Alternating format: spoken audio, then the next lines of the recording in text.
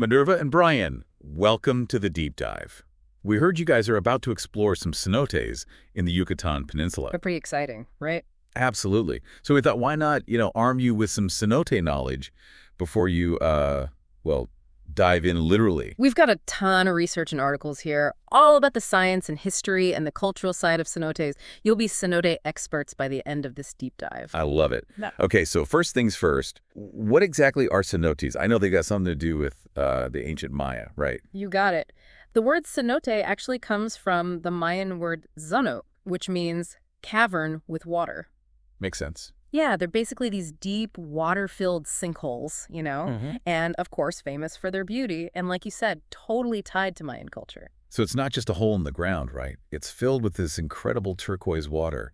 And are these all over the Yucatan? Exactly, and that's because of the peninsula's unique geology. It all comes down to porous limestone bedrock. Over millions of years, it's been acting like a giant sponge, soaking up all that rainwater. Okay, so how does that limestone end up creating these cenote?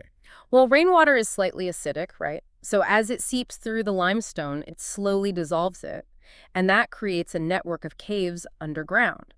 Over time, those cave ceilings can collapse, exposing the water-filled caverns below. Boom, you've got a cenote. Wow. I mean, it's just amazing to think about that, the time scale and these massive geological events that created them. Didn't changes in sea level during ice ages also play a part? Totally. Sea level changes really impacted the water table, which in turn influenced how deep the cenotes are and even their shape. Wild. And get this, some sources even suggest that the Chicxulub asteroid impact, the one that wiped out the dinosaurs, might have played a role. Imagine that. An event that massive shaping what we see today. It really puts things in perspective, doesn't it? So I know there are different types of cenotes. Can you break those down for us? Yeah, for sure. They're categorized by how old they are and how exposed they are to the elements. So first you have open cenotes. They're completely open to the sky, like lagoons. Cenote Azul is a great example. Then there are semi-open cenotes. They're partially covered by caves, like that amazing cenote Iquique, the one with those iconic vines hanging down. Oh, yeah. That's a classic one. And then don't you also have closed cenotes, the ones that are like completely enclosed in caves, like that mysterious cenote Chuha? Exactly. Each type offers a totally different experience, Sun-drenched swims in the open ones, exploring deep underwater caverns in the closed ones. So cool. I was reading about something called haloclines. What are those exactly? Yeah. Haloclines are super interesting. So in cenotes near the coast, salt water from the ocean can seep in, and that creates a separate layer where the salt water meets the fresh water. So there's this underwater line, basically, with fresh water on top of salt water. Precisely. And because they have different densities, they don't mix easily. It creates this blurry, almost like mystical visual effect. Divers talk about it as swimming through a hazy curtain, almost like two different worlds in one cenote. That's incredible. Okay, so we've talked about what they are, how they form, the different types. What about the life inside them? Now, this is where it gets even cooler. Cenotes are teeming with unique flora and fauna, all perfectly adapted to this low-light, sometimes nutrient-poor environment. Like I read about fish, like guppies and catfish. Did those get in there via underground rivers or, I don't know, swept in during a storm or something? It could be both, actually. Some might have come through those underground connections to the sea, while others, like the Yucatan molly, might have been carried in during hurricanes. And then there are the really fascinating ones, the blind cave dwellers, like the Yucatan blind swamp eel and the blind cave fish. Both sadly endangered, though. It's amazing to think about them evolving to live without sight in perpetual darkness. That's remarkable. What about plant life? Does that vary from cenote to cenote? Oh, absolutely. It all depends on the type of cenote and how close it is to the coast. So you have coastal cenotes. They're often fringed with mangroves, palms, and ferns. Then further inland, you might come across guayas, coconut palms, even cacao and chicle trees. That's where chewing gum comes from. No way. I had no idea. That's so cool.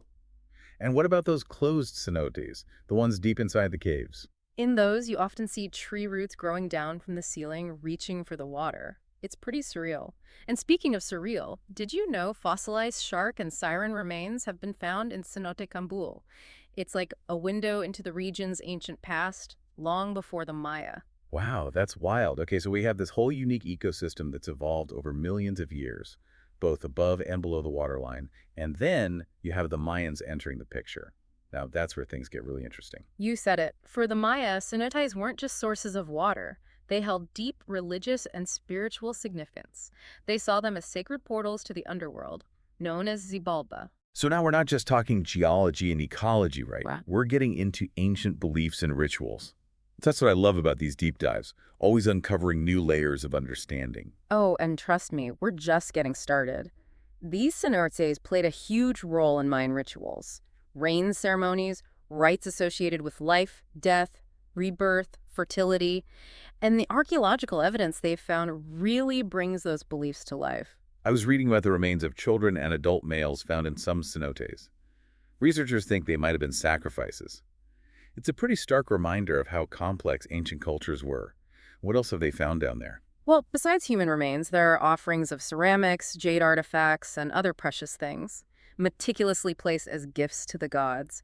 It gives us this glimpse into a worldview so different from ours, where the natural world and the spiritual realm were totally inseparable. It makes you wonder, what were their hopes and fears? What stories did they tell about these sacred places? It's like trying to put together a puzzle with just a few pieces. Yeah, and yet those few pieces tell us so much about the Maya worldview. This world where humans and nature, the physical and spiritual, were all interconnected. And it wasn't just limited to the cenotes themselves. Remember how some sources mention the Maya believed cenotes were connected to the sea through underground channels? Oh, right. That was an intriguing detail. So not just a vertical connection to the underworld below, but also this horizontal connection to the vast ocean, another realm of power and mystery. Exactly. Imagine this. They saw these cenotes not just as individual points of access to the sacred, but as nodes in this vast interconnected web spanning the underworld, the surface world, and the sea. Amazing, right? Absolutely. It really paints a picture of this incredibly complex and sophisticated cosmology, one that we're still trying to fully understand. And that's what makes exploring cenotes so captivating. They're not just physical resources, they're gateways to understanding a totally different worldview. Okay, so we've explored the origins, the ecosystems, and the spiritual significance of cenotes to the Maya. But what about today? How are cenotes viewed and used now? I mean, they're still crucial water sources, right? Absolutely. Many communities in the Yucatan depend on cenotes for their daily water. And even today, you'll find Maya farmers performing rituals at these sacred sites. It shows that enduring connection to their ancestors and traditions. Yeah, it's a good reminder that while we're exploring cenotes with a modern lens, their significance goes way beyond tourism and leisure. Sadly, I read about cenote Pochote, also known as Cheha, which has been contaminated by sewage. It's a tough reminder of how delicate the balance is between appreciating these wonders and the responsibility to protect them. It's a tragic situation for sure, and it highlights the environmental challenges cenotes face today. But despite those challenges, there's growing awareness of the importance of preserving these natural and cultural treasures. And that brings us to you guys, Minerva and Brian. As you set off on your cenote adventures, remember to tread lightly, respect the environment, and the cultural heritage these sites represent. You know, as you swim in these amazing places, it's pretty incredible to think that the ancient Mayas saw them as doorways to another realm. We've covered a lot of ground today, but really we've only just scratched the surface. But don't worry, when we come back, we'll dive even deeper into the world of cenote. Stay tuned. Welcome back to the Deep Dive, Minerva and Brian. We're picking up right where we left off, exploring the fascinating world of cenotes. We covered a ton in the last part, but there's still so much to uncover. In this segment, we're going to really dive into the cultural and historical side of cenotes, especially their connection to the Maya. One thing that struck me in our research was just how much the Maya interacted with cenotes. It wasn't just little villages getting their water. We're talking about these huge settlements that relied on these underground resources. That's right. Their relationship with cenotes went way beyond practicality. It was tied to their social structures, religious beliefs, their whole understanding of the universe. I was really fascinated by how controlling the cenotes, especially the ones with lots of fresh water, meant power for Mayan rulers. Yeah, it's like whoever controlled the water controlled everything. And it wasn't just physical control, it was all tied in with their religious beliefs. Think about those rain ceremonies we talked about. They weren't just about a good harvest. They were about keeping the gods happy and making sure the water kept flowing from the cenotes. It's like these cenotes were a direct connection to the underworld, to the source of life itself. And the offerings they found in there really emphasized that connection. I mean, these weren't just random trinkets they tossed in, right? No, not at all. They were carefully chosen and placed, often with these elaborate rituals. It was about keeping a balance between humans and the divine, like a cosmic give and take. Trying to imagine what it was like for those people making those offerings is fascinating. What were their hopes and fears? What stories did they tell about these places? It's like trying to solve a puzzle with only a few pieces. And yet, those pieces give us such a strong image of how the Maya saw the world. Humans and nature, the physical and spiritual, it was all one. And it wasn't just about the cenotes themselves. Remember how some sources said they believed cenotes were linked to the sea through underground channels? Yeah, that was interesting. So their worldview wasn't just about a connection to the underworld. There was this connection to the vast ocean, too. Exactly. They saw cenotes not just as individual sacred places, but as part of this massive network, connecting the underworld, the surface, and the sea. It's a really complex way of seeing things, and we're still trying to wrap our heads around it. It really makes you think, doesn't it? Today, we tend to separate things, nature, spirituality. But for the Maya, it was all intertwined. And that's what makes exploring cenotes so amazing. They're not just natural wonders, they're like windows into a different way of experiencing the world. Okay, so we've talked about the past, about the Maya and their relationship with cenotes. What about today? I know we touched on how important they are for water, but I'm curious about the impact of tourism. It's got to be a mixed bag, right? It brings money to the region, but there's also the potential for damage if it's not done responsibly. You're right. Tourism has definitely brought more attention to cenotes and the need to protect them. It's helped communities a lot. But we've seen what happens when tourism isn't sustainable. The pollution in Cenote Pichoti is a perfect example. It's a stark reminder that we can't just use these places without thinking about the consequences. For sure, overcrowding, damage to the cenotes in themselves. Imagine thousands of people swimming in these delicate ecosystems every day. And it's not just about water quality either. The surrounding vegetation and the archaeological sites near cenotes are also at risk. And we can't forget about the Aluxes. Maybe not literally, but these cenotes are still considered sacred by many Maya. We need to be respectful and sensitive. These aren't just playgrounds. They have a deep history. So Minerva and Brian, as you get ready to explore these amazing places, remember to be mindful travelers. Choose tour operators who put sustainability first and who respect the environment and the local communities. Remember, you're not just visiting a natural wonder. You're entering a place that's been important for centuries. It still echoes with ancient rituals and beliefs. And before we go to our final segment, let's think about that interconnectedness we talked about. The way these cenotes link the underworld, the surface, and the sea. It's a really powerful image. It reminds us that everything's connected, that our actions have consequences. We've looked at the past, the present, and now in our last segment, we'll explore the future of these incredible places and what we can all do to make sure they're around for generations to come. Minerva and Brian, welcome back to the final part of our Cenote deep dive. It's been quite a journey, hasn't it? From how they formed to those incredible ecosystems and the Maya's connection to them. You know, one thing's really stuck with me throughout all this research, this idea of balance. I know what you mean. We see it everywhere when it comes to cenotes, right? The freshwater and saltwater in the haloclines, how we balance tourism and protecting them, even how the Maya saw a balance between the physical and spiritual. Exactly. So it makes me think, what does it take to keep that balance going? Especially with all the challenges cenotes face today. Some of this research paints a pretty concerning picture. Yeah, it's true. Pollution's a huge issue. Stuff like agricultural runoff, sewage, even chemicals from sunscreen all pose a threat to the water quality. And as we clear more land for farming and development, it messes with the water table. Right.